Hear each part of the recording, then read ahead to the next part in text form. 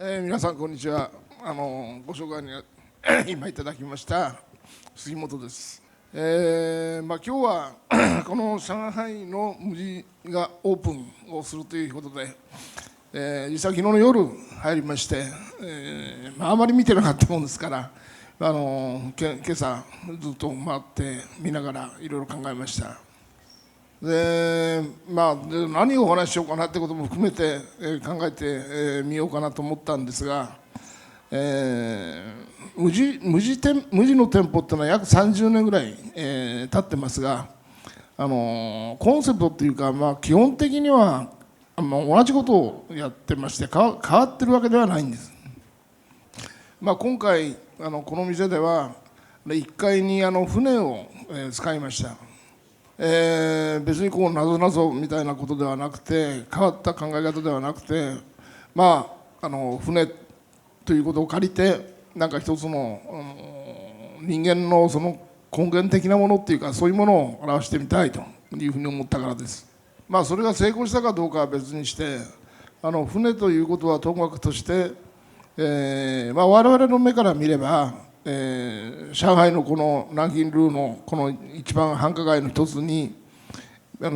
る種見慣れた風景っていうか、今までずっと携わってきた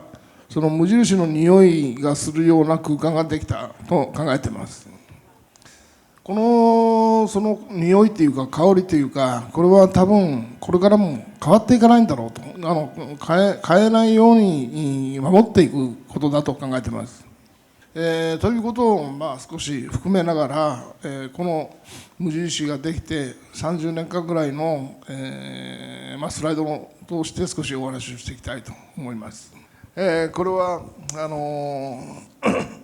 その無印の1号店です。1号店というのはだから最初の無印ですね。多分30年ちょっと昔になります。でそれほど広い店ではなくて、割と小さい店だったんですが、これからその無印というのは始まったわけです。一番違うのはその商品もまだ少なくて、そんなにたくさんの商品はなかったんです。若干の衣類とかそういうものはありましたけれども、ほとんどがこういう乾物というか、食品関係の干したものが多かったですね。はい。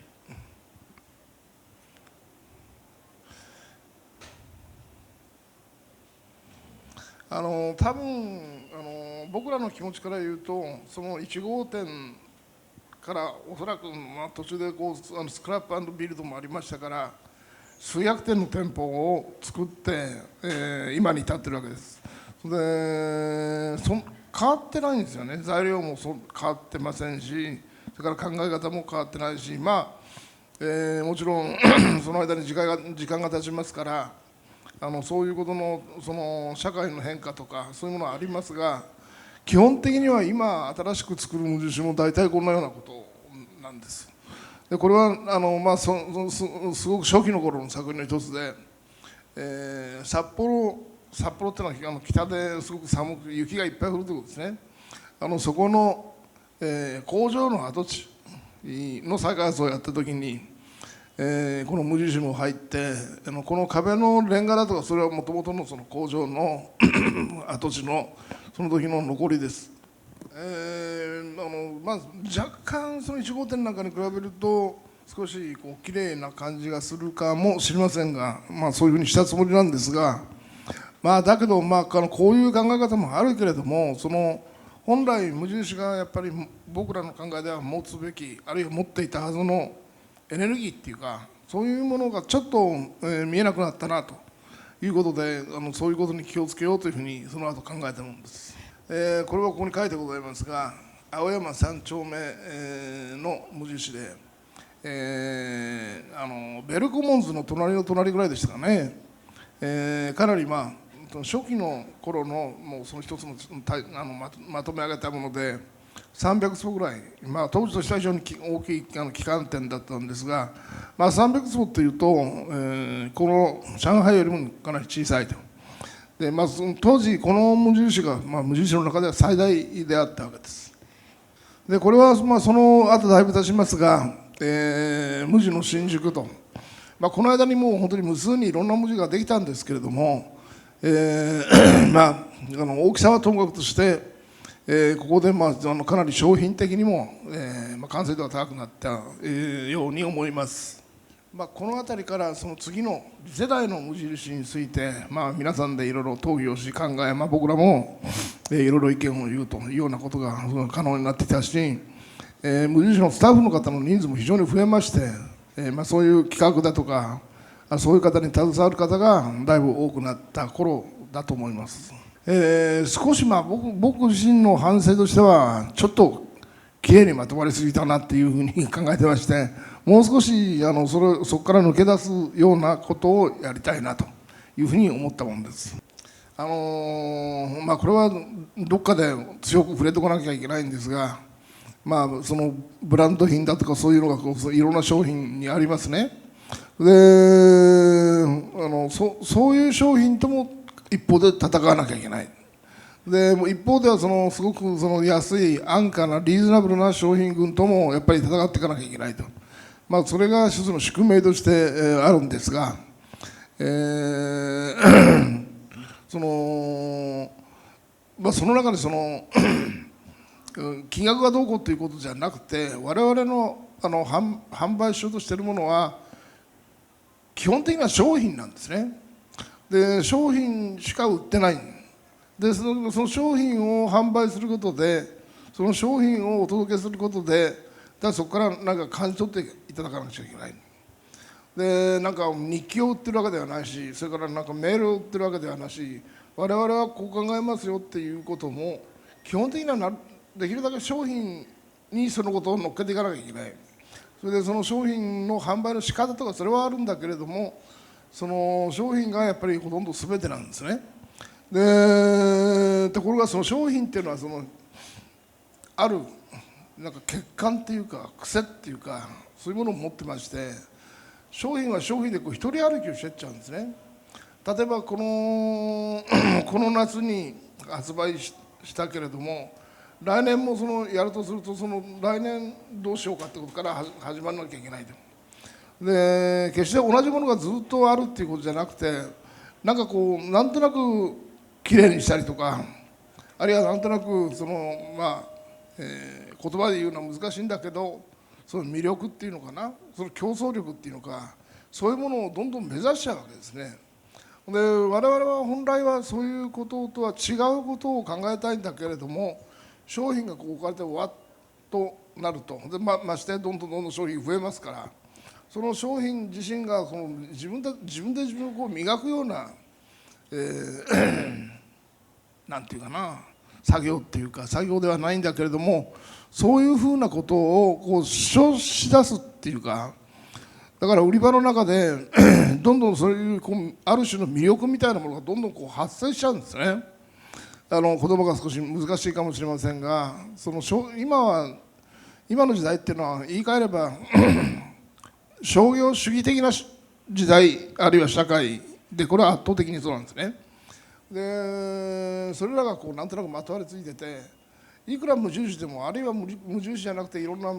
えばユニクロだとかいろんなものがありますが、そういうものも僕らがユニクロ見たらどんどん魅力的になってるわけです。でその魅力っていうのは本来は悪いことじゃなくていいことなんだけれどもだけどどっかにいらないなっていうのが僕らの中にあるのも事実なんですね。でそれは別にユニクロだけではなくて、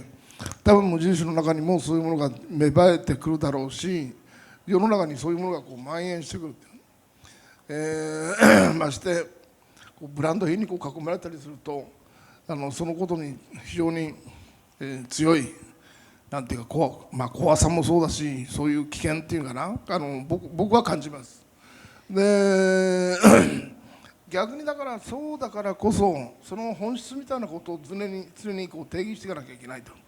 この新宿がそうだというわけではないんですが、だけどその場所がかなり新宿のいいところにありますし、売り上げでいうと、坪あたりでもかなりいい部分ですから、そういうものを、考えながらコントロールしなきゃいけないのかなと。これはまだそんなにたくさんないんですけど、無印の中のごく少数に付属してここでもできてますが、ミール無地という概念がありまして、まあ言ってみればレストラン機能ですね。でこれもその地下3階にあります。それでまあ簡単な、食事と飲み物、コーヒー、紅茶のから始まった飲み物類を提供しています。この真ん中に見えてるのはシャンデリアっていうか、シャンデリアを、イメージして作ったコップで作ったものですが、こういうもん、そういうことがこの30年の間に少しずつ積もってきまして、有楽町と、有楽町が一番新しいわけではないんですが、一つの大きさでいうと小さい30坪40坪からだんだんこう大きくなってきながら商品が増えて、お客様も増えて、有楽町という形になっています。でそういう有楽町があってこの上海とかそういうふうになってるんですね。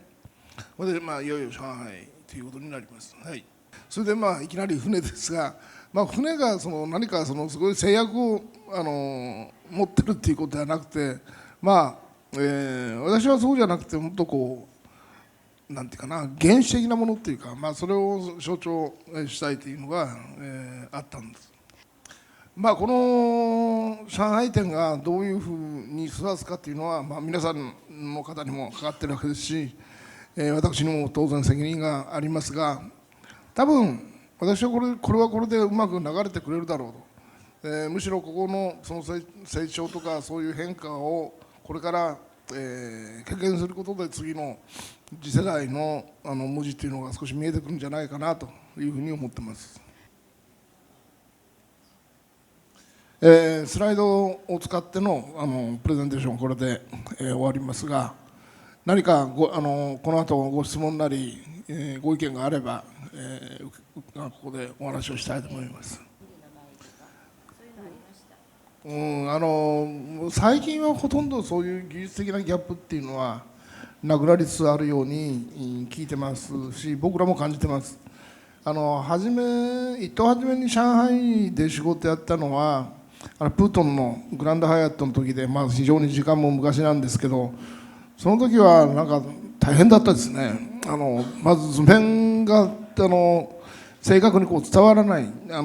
一生懸命説明するんだけど全然こう違ったように解釈をされてしまったりとか、そういうことがありましたね。それでだけど最近はそうではなくて、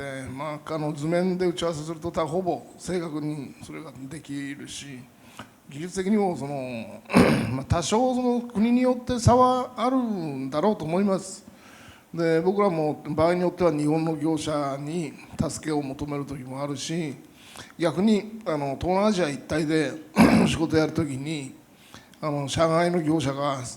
えばシンガポールだとか、それに限らずインドネシアだとかそういったところに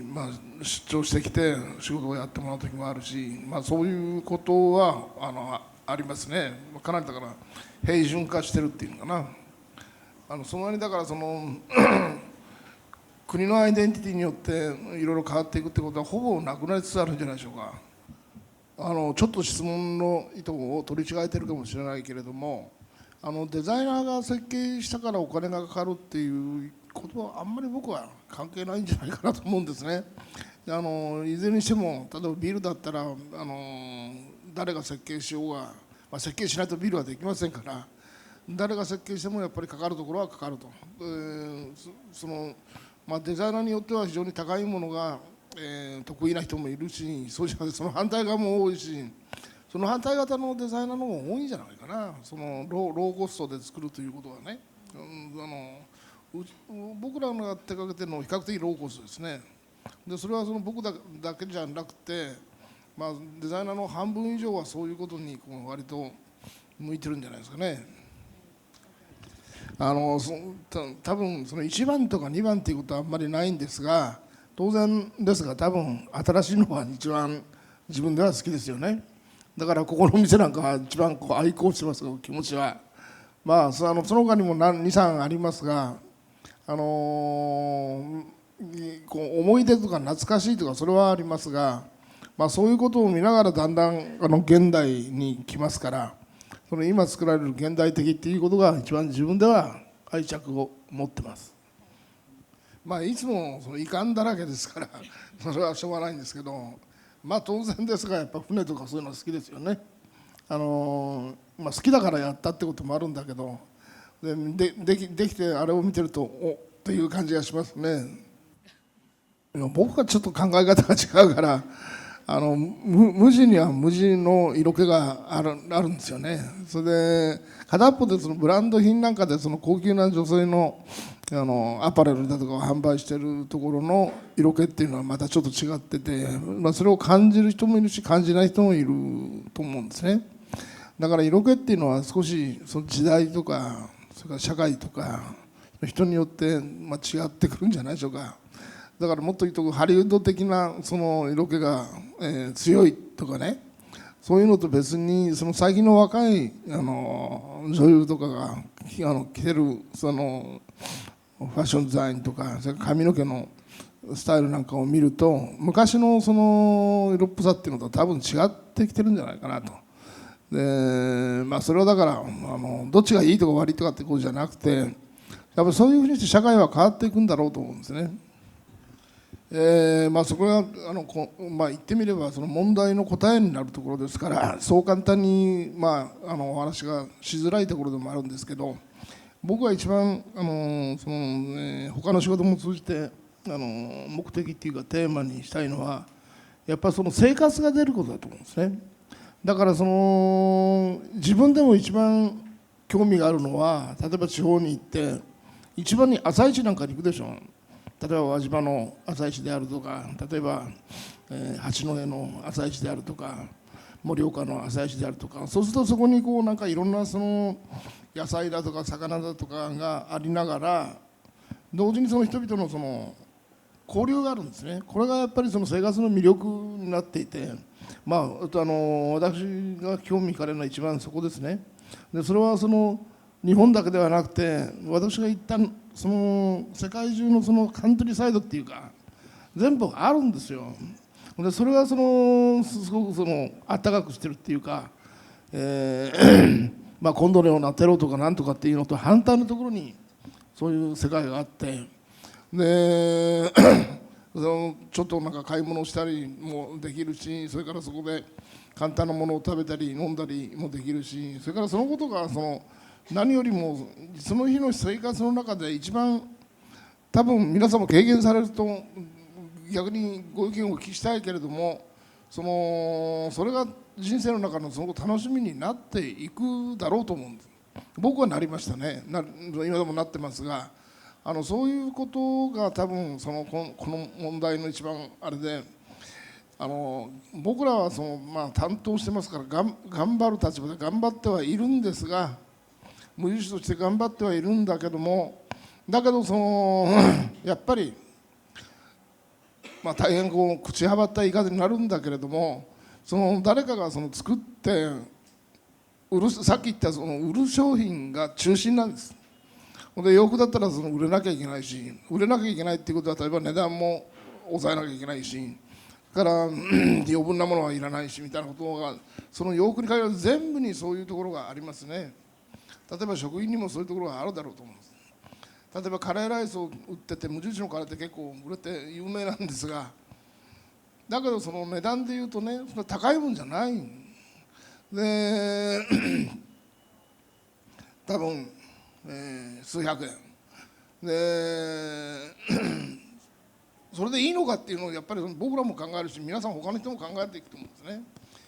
なぜその1000円のカレーがあっちゃいけないのか、800円のカレーがあっちゃいけないのか、700円のカレーがあっちゃいけないのか。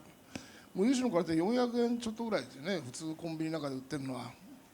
で結構おいしいんです。それは僕らもそう思うんだけれども、だけどその400円で売るために相当みんなが頑張ってそういう商品を作って実際に販売までしてると。500円になったら違うだろうし、800円になったら全然違うだろうし、もっと材料とかそういうのも多分使うだろうし、売り方も多分変わっていくだろうと。だけど今は400円で売ろうとしてて、そこでこう競争してるわけですね。でそれは別に無印に限らず駅でお蕎麦を食べると、日本の場合はですよなんか300円しないで食べれるわけですね。でなぜ500円じゃいけないのか、なぜ800円じゃいけないのかっていうと、多分売れなくなるんでしょう。それは分からないんだけれども、そういう一つの社会観みたいなのができて、その社会に適合していこうっていうのがその商業主義社会の一つの僕は欠陥だと思うんです。で、欠陥というと言葉が強すぎるけども、何か一つのそのあるスタンダードな水準から、その社会が作った水準から出れなくなる。でそういうものとはちょっと違うんじゃないかなっていうふうに考えているところがあります。多分それはその証明を担当する人の才能とかね、能力に関わることだから、僕がいちいち言えることではないと思うんだけどもね、これが良くてこれが悪いということじゃなくて、やっぱりその担当する人がどれだけ頑張ったか、どれだけ一生懸命やられたかによって違うんじゃないでしょうか。さっきも言ったけど7分ぐらい、8分ぐらいかなは OK と、それが一番難しいんですよ。だからそう簡単にここでいやこうだなんて言えるもんじゃないんだけれども、あえてそのご質問の趣旨を想像して答えると、これあえてですよ、やっぱりそこに空気が流れるわけ。例えばバーなんかが一番濃厚かな。ボトルがあってウイスキーがあって、バーの場合はね、なんか客がいてウイスキーを飲むんだけど、そのウイスキーの名前で飲むわけじゃなくて、それから照明の強さで飲むわけじゃなくて、もちろんそういうのもあるんだけれども、まずはやっぱりそのバーに自分が座ろうとするあたりの空気を感じるかどうかっていうことがすごく多分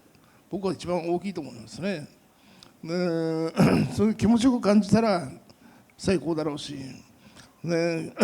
気持ちが悪かったら多分さっと帰っちゃうでしょ。でそこがその設計の要なとこだと思いますね。それも大変難しい質問なんだけれども、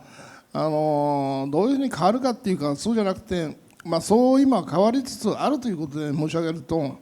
よりコンセプトっていうかな、それが少しパーセンテージでだんだん強くなってると思いますね。例えで言うと、ここにこういう空間があって、今日は皆さんここに集まってらして、この中のインテリアデザインがいいかとか多分良くないでしょう。なんとか役に立ってるけど気持ちいいなと思ってるわけではなくて、この空間のそのユニークさとかそれも、あんまり感じてるわけでは多分ないだろうと。だけど我々は何かを感じてるわけですね。でその感じるときに、例えばじゃあその壁紙を張り替えればいいかっていうとそうでも多分ない。この天井にじゃあシャンデリアをつければいいかってそうでもない。昔はやったんですよ。だから中世の頃のなんかこういう部屋を見ると、壁が紙じゃなくて木かなんかでできたりいろいろするんですが、やっぱりその材料大事だったわけですね。それからその天井からろうそくのシャンデリアみたいなやつがぶら下がってて、それはそれでいや大変だなっていう、大変だし、それからだけど立派だなっていうふうに思わせるものもあったんでしょう。だから僕らは多分そういうことにあんまり感じてない。で何が感じるかっていろいろ考えてみてそれは皆さんは皆さんでいろいろおありだろうけども、例えば、僕の想像で言うと、これ向こうでヨーロッパで実際に見聞きしたんですが、地中海のところに行った時に、ある海岸ではなくて、実を言うとニースなんですが、ニースの町の中にねバーがあって、そのバーの床は砂でできてた。床が砂でなんかそこに、店の外からそこに入って砂を歩いて、カウンターならカウンターに座ると。でそこの親父がニッと笑ってね、目がニコッと笑って、この砂はニースの砂じゃないよって、そんなの僕らはよく分かんないわけですよね。でこの砂はなって、向こう対岸のアフリカから運んできたんだって。でそうするとなんとなくっていう感じになるわけですね。でニースっていうのは地中海に面してヨーロッパ側ですから、アフリカ側っていうとモロッコだとかチュニジアだとかのあたりなんですが、そこから船に乗っけて持ってきたと。でそれをその店の床に使ってる。まあ本当か嘘かもしれませんが、だけどそれはなんかこう訴求するものがある。ここの砂じゃないのか、そうかって、そうかモロッコの砂かっていうふうにね、もうその時はまだモロッコあんまり知らなかったですから、モロッコなとも考えたんだけども、そのなんかこう訴えるものがあるわけですね。そうか、これはモロッコのなんか人が踏んでできた砂かとかね、大したこと違いはないんだろうけど、だけどそのことでなんか心にこうふっとこうなんか影響がある。でこういうことがね、今の空間の中ですごく大事だと思うんです。だからその日本の、大体ショッピングセンターだとかそういうのっていうのは、今までの賑やかなところからちょっと郊外に行って少し今まであんまり開発されてないようなところに作ったりするんですが、そこで欲しいのは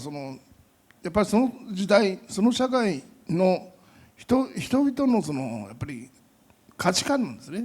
だからいろんな人がそこの新しいところに来て、俺たちはこういうものを食べたい、あるいはこういうものを普段食べてる、あるいはこういうものを着てる、あるいはこういうものを売りたい、あるいは買いたい、そういうふうに人間の何か昔の多分市場でしょでそういう市場に人々が集まって町が勃興し始めたっていうか、3世紀頃から、文献には少し残ってますね。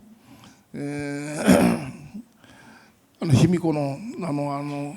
魏志倭人伝にも、市場の様子が多少あって触れてますね、文章の中に。あれがだから3世紀ぐらいですから、